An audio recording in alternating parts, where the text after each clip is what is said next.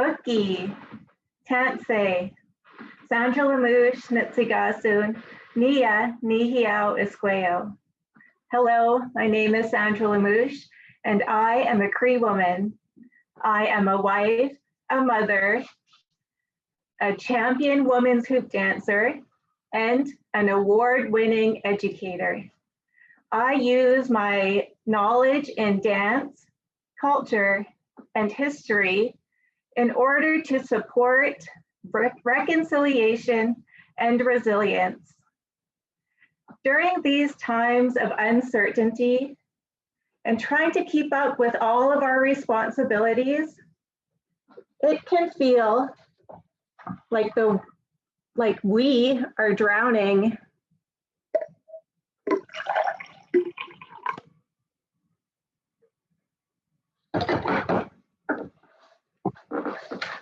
And with so much uncertainty, political divisiveness, different perspectives, and racial injustice, it can feel like the world is burning.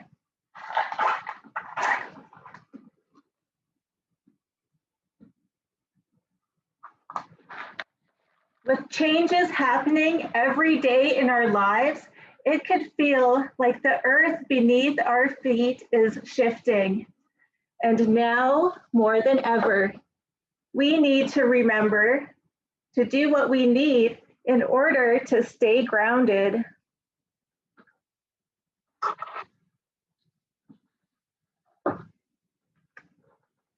We all need to take a moment when we can to remember to stop and breathe.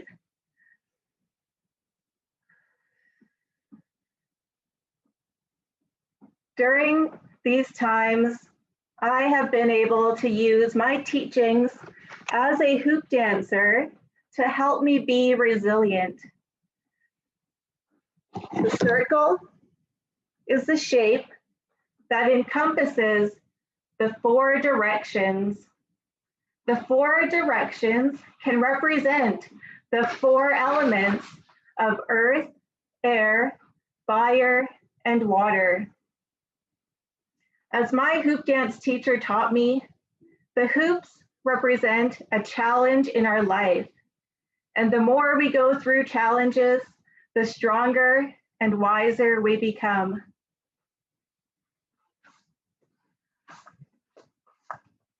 And this is a teaching for life.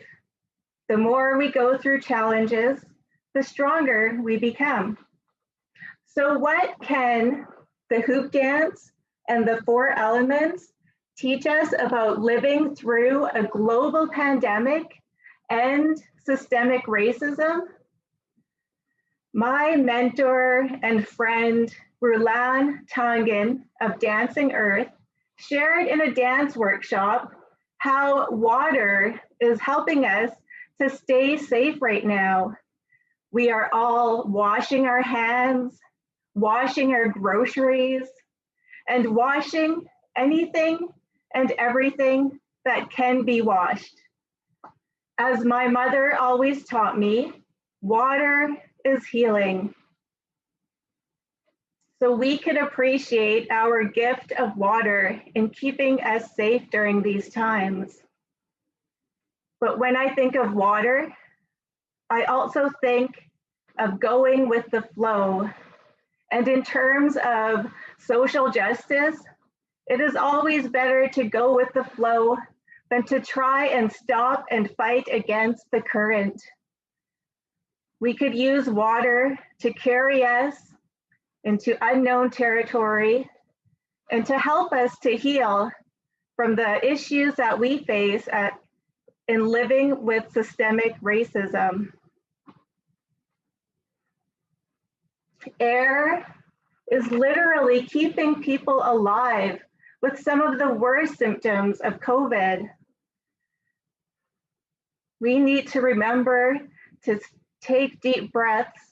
And it's not only good for physical health, but it could also help with our spiritual, mental, and emotional wellness. Air is a gift, and breathing is a gift. The phrase, "I can't breathe," was heard across the globe as a rallying cry for social justice and equality, specifically police violence towards Black people. This was very hard for me to witness. I felt feelings of confusion. I felt hurt. I felt despair and even hopelessness.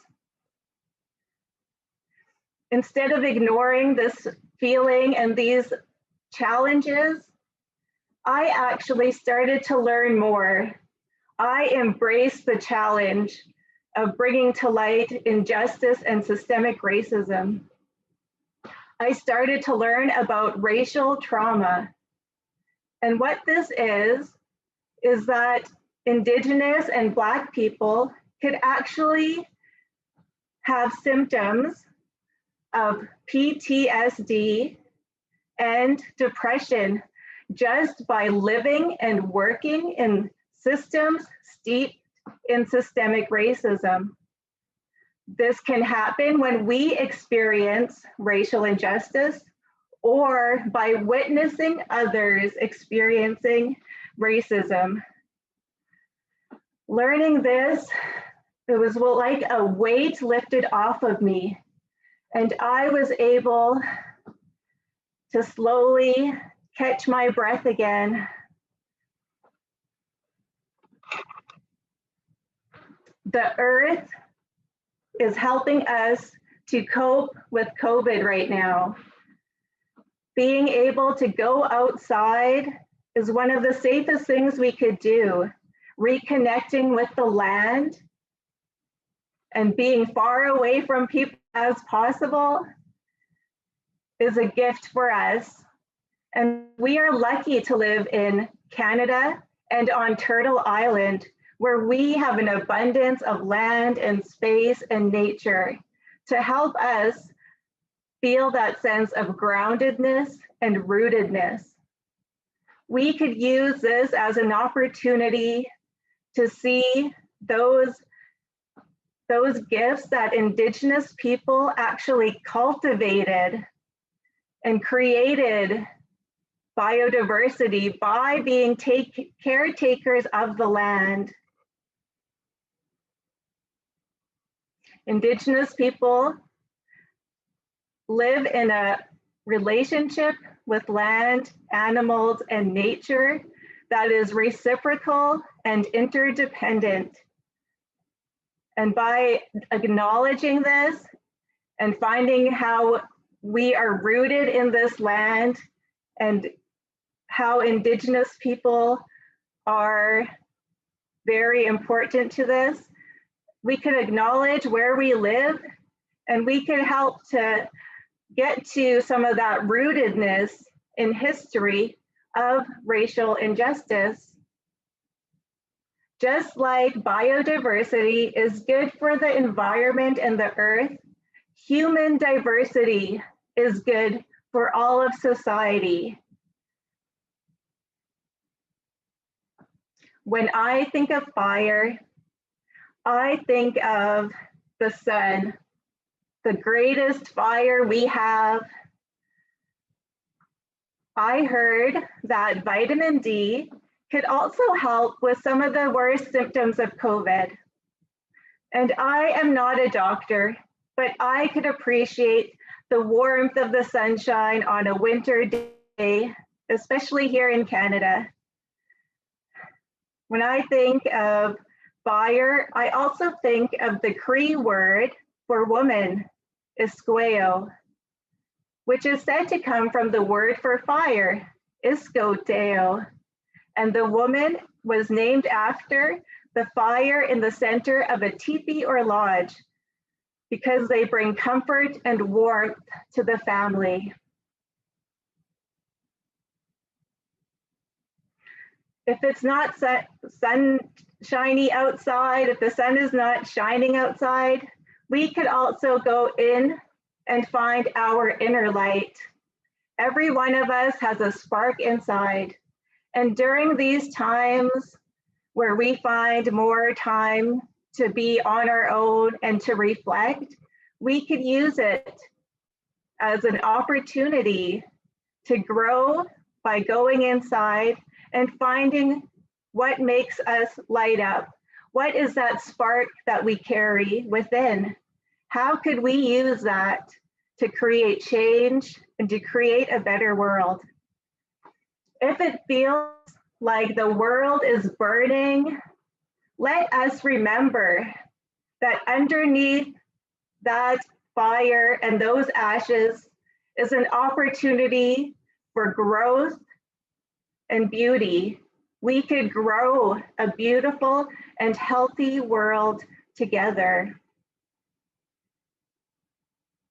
The Cree word for living a good life is Nidona Mio Pimadaswin, and it's defined as a process of learning, growing, and being by Dr. Michael Anthony Hart. Learning and growing is an important part of coming to know, and by coming to know, we must embrace the unknown. We must embrace the challenges in our life. There is no other way to grow.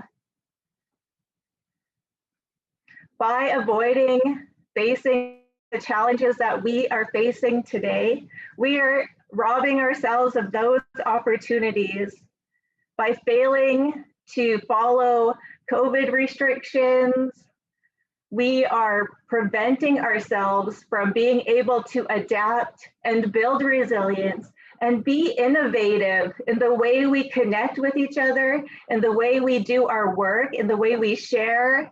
Everything that we do might be challenged right now, but think of it as an opportunity for us to be stronger, healthier, smarter. And when it comes to systemic racism, it is also a challenge. In my work in education, trying to promote reconciliation, it is unknown territory. Out of all the calls to action in Canada, none of them are actually the work of Indigenous people. All of the TRC calls to action are to non-Indigenous people, organizations, government, healthcare, policing. It is the work of all of us. And when we look at the hoop and the hoop dance, we notice in the circle, there is room for everybody, and everybody is important, and everybody is included. And when we are together, we are stronger. And so I call you to be part of that hoop, because one person cannot lift up the entire hoop of creation, the hoop of life on their own. It takes each and every one of us. So I invite you to come into that space of the unknown in terms of reconciliation, in terms of surviving a global pandemic, and so that we could come out the other side stronger, healthier, and wiser together. 4 years ago, I got promoted to division office with the responsibility of leading the work of reconciliation and Indigenous ways of knowing in a Western education system. I was terrified, and this prevented me from actually taking action. In the beginning, I took small steps that I knew needed to happen in order to create change. We cannot create change if we keep doing everything the same way. For me, this has created success and confidence, but also I've seen awesome innovation and inspiration in my colleagues that I work with. When COVID hit, families had to rethink how they're going to educate their children. In my family, we took this as an opportunity. We created a space for language learning, culture, Indigenous stories, land-based learning. And it was not just seen as a challenge that we have to survive and go with whatever is happening. We used it as that chance to grow as a family. My children have had the opportunities to make pemmican, to harvest buffalo, to speak their Cree language, to learn their Cree values and traditions, and are writing in Cree syllabics. They are so inspired and excited to learn about their own history and heritage that they are growing and engaging in ways that I would have never imagined in the beginning.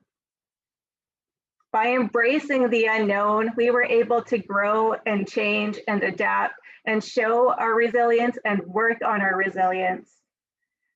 So I invite you, step into the unknown, seek challenges as an opportunity to grow. Don't just wait for those challenges to come up. Hi, Ginanaskomin.